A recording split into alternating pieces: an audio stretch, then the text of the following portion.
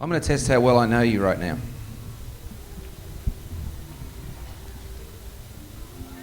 I got a feeling you're a little bit thirsty. Yeah. Yeah. What do you mean by it? I just thought you needed a drink. I thought you wanted me to open the drink for you. No. No, I just thought you might like a sip of water. Thanks, mate. Yeah. You want to hang on to it? Because I You can want put it some? down. No, I'm fine. I just was trying to hook you up. So before you and Summer, where is she? She's somewhere. Before you and Summer got on the bus, Thanks, mate. got on your own RV and travelled around. Now you have to understand that Go Tour that I was a part of with the Newsboys was 15 months. Insane. Yeah, it was a short one. Yeah. But Peter was literally driving an RV, so that meant after the show doing a couple of hours, depending on how far it was, because America's big place, about as big as Australia, and and driving himself. So we would get in a tour bus at night, 1 o'clock, midnight, get in our bunks, wake up in the next city. Some other guy's driving us around. We're like, hey, new city, Starbucks, play a round of golf, check my email. But he's actually driving himself around, and that's you and Summer, because you kind of felt like, well, you're coming and going, and you hadn't seen each other much. Is that how that decision got made? Yeah, I mean, it was that and a new. I'm pretty adventurous, as you know. You know, I like to, not for the sake of being adventurous. I think really, and Summer and I both are that. We're pretty. I think we just wanted to stir the pot. You know, I mean, as get in there and try something. It was risky, you know, because obviously our road management were like, what are you doing? You're crazy. You know, you're going to drive after the show. You're going to drive 500 miles to the next gig, and yeah. That's what I'm So you're do. pulling up at Walmart. Yeah. That was the crazy thing, which you know. Yeah. Well, the crazy thing is, you know, you're playing a place like Minnesota. You play to 10,000 people.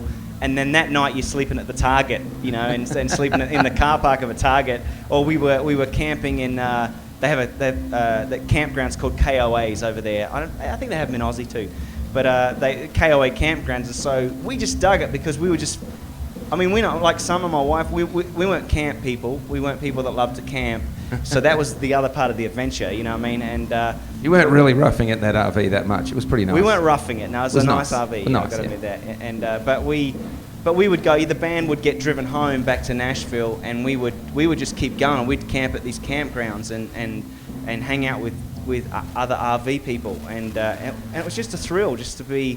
You know, because we live in, you know, when we were living in Nashville, it was a very, very music city, a lot of CCM crew, and it's great. It's a great city. But it was just cool to be, you know, sitting at a campground with another family that didn't have a clue who you were, didn't know nothing about it. Or they would just want to talk about, is your RV cool, and how many miles to the next gig, you know what I mean? And so that was part of the thrill too. But yeah, it was. I think we drove 110,000 miles or something in about.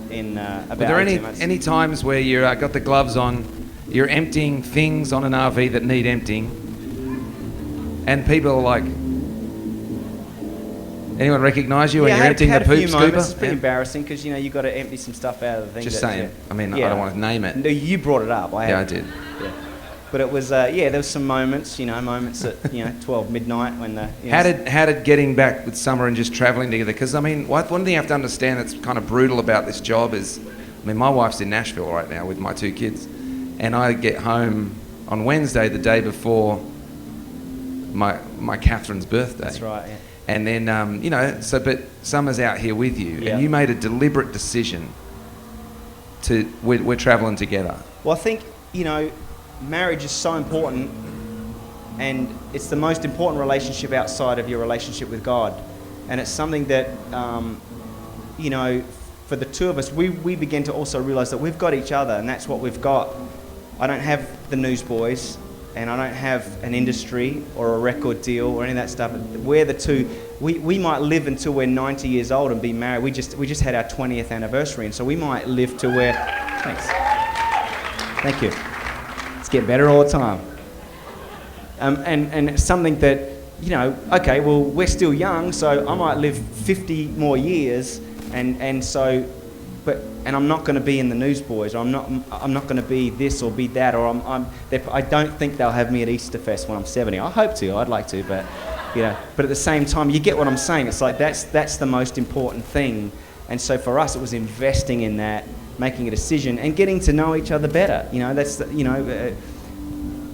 If you have to be careful in your marriage. Not that I want to lecture, but it's something that it's so important that if you let, it's like you fly from Sydney to Honolulu. If you're 1 degree off, you ain't going to make it. You're going to miss it by 1,000 miles. And so I think in your marriage, it's just watching the little things that can creep in, the resentments and the things, and guarding that. And it's something you always have to guard. And so for us, it was really making that decision of, this is more important. This is more important than the Newsboys. It's more important than gold records. It's more important than anything.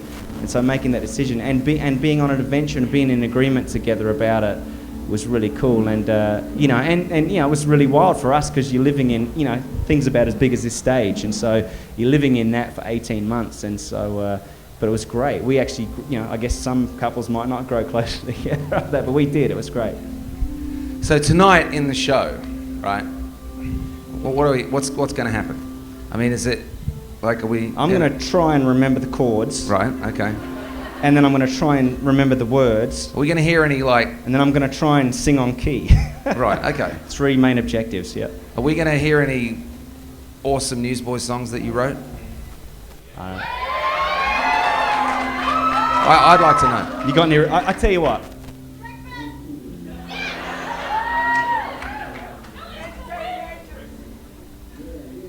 Tell you what. I'll do a couple of Newsboys ones if you do them with me.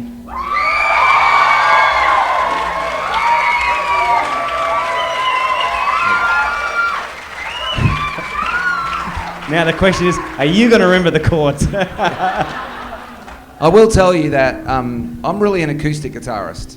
Yeah. Here we go. No, it's true. Yeah. Of course. At a Starbucks in Nashville, That's right. about 5 years ago, Peter said, let's hang out. I'm like, oh, just got back. No, I can't, mate. Let's have a coffee. No, I'll see you in a couple of, no, let's have a coffee. All right. He's not a very demanding guy, so I thought, something's up.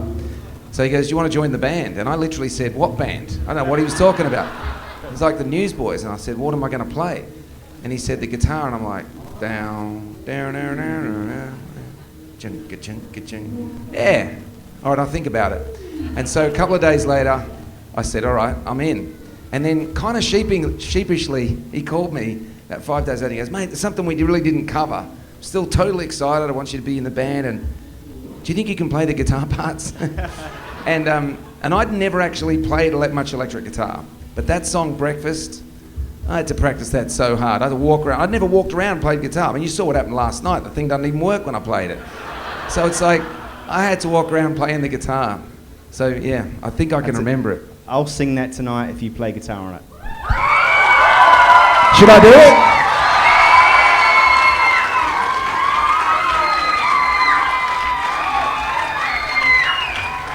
Is this like a deal or no deal situation? This is totally like we're both catching the wave. That backfired on me.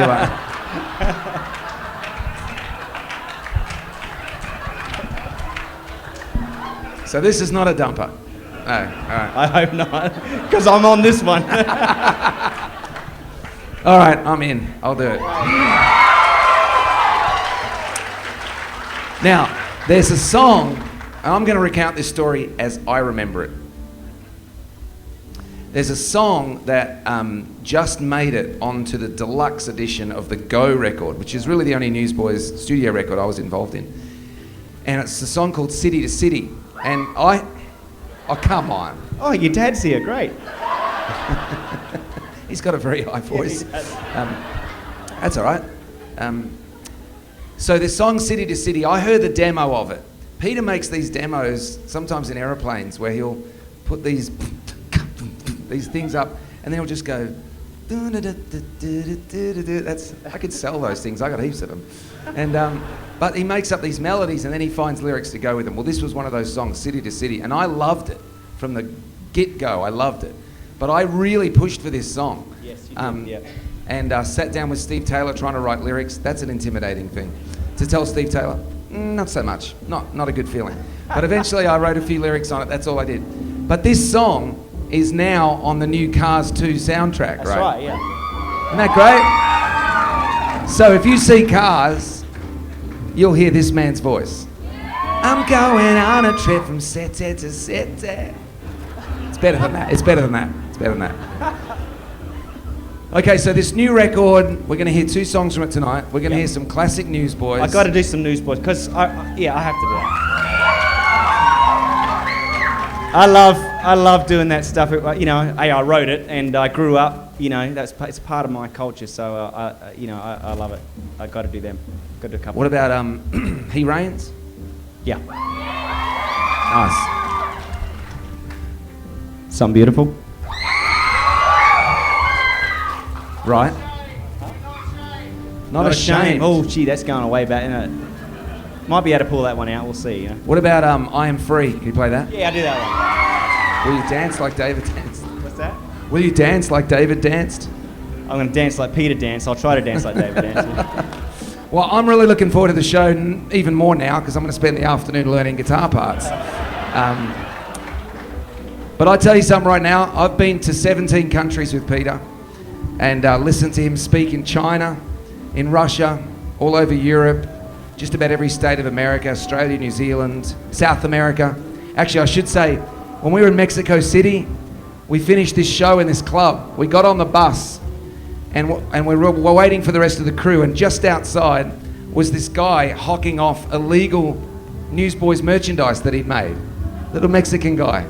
And we were looking at it, and everyone's going, oh, look at that guy. And I'm like, actually, it kind of looks pretty good. And within 5 minutes, we were all buying all his stuff. And he's like, okay. So strange things have happened, but I'll tell you right now, the Bible says a person's testimony about themselves is not really valid, but someone else's is valid.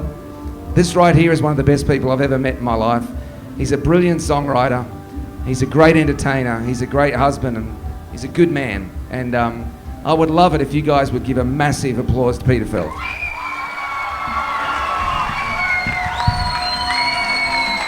History.